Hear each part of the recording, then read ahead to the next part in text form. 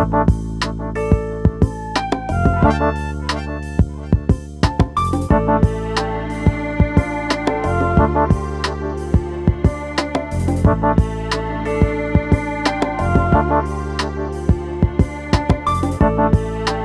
evening. We're here with Robert Cornegy Jr. He's running for the 36th Councilmatic District seat here in Bed-Stuy, Brooklyn. Seat held by Al Van for going on 8 years now.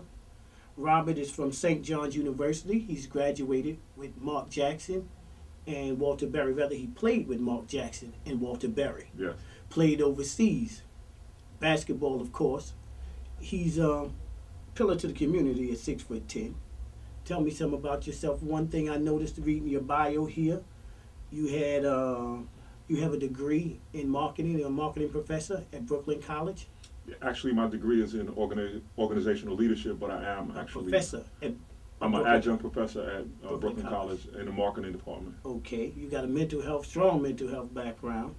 Working with the community, you had a residence center. Did you opened up 18 beds? Could you tell us about it, brother? Yeah, it's funny that you mentioned that, because that's one of the things that I'm the most proud of.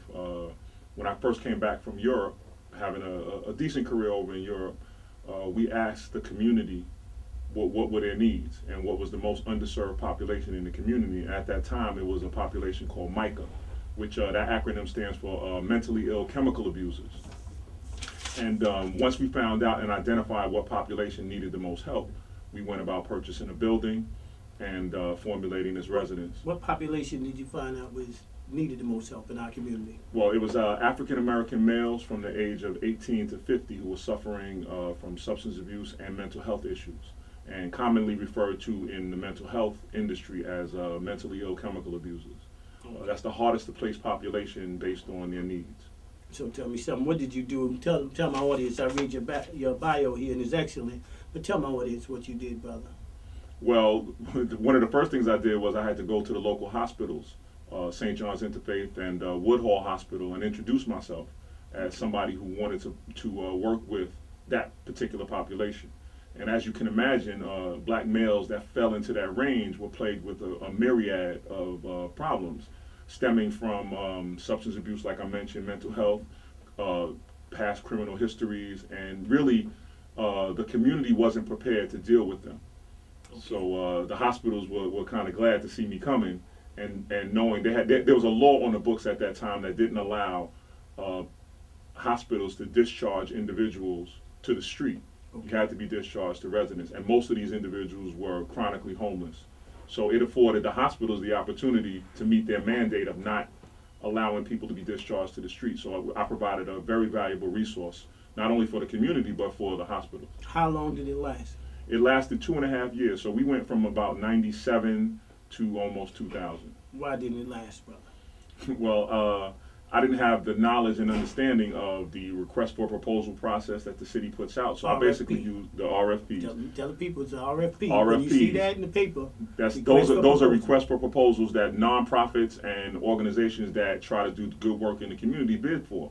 Okay. I had no knowledge of that. I just went on strictly altruism, which means I just wanted to do good within the community. So I used the money that I had earned in Europe. I felt that I had a pretty decent life. And with no knowledge of that process, I used the money that I had until I exhausted all of the funds. So now, looking back, now you know what you have to do, and which is what? Well, one of the things that, now that we've identified where the resources for our community come, and they're usually on a city council level, okay. We've targeted our ability and understanding that, with the knowledge that we have within the community, that we're going to go directly towards earning a seat in city council to bring those resources back. So tell me something, why you, brother? Why should someone in this district, 36th Councilmatic District, say we're going to come see Rob and think that we should vote for Rob when we had Al in our district for so long? That question is most easily asked by the response that I have. A person that holds that seat has to be somebody that is capable of wearing different hats. It has to be somebody who has a solid knowledge and understanding of how the political process works. Okay. It also has to be somebody who has a huge amount of empathy for the situations that are currently plaguing our community. Okay. And then thirdly, it has to be a person who can garner resources and support on many levels, who can work with the churches. Why you? Because I possess all of those and more. But I've identified that me as a constituent in this district, yes, that's what I look for in my leadership.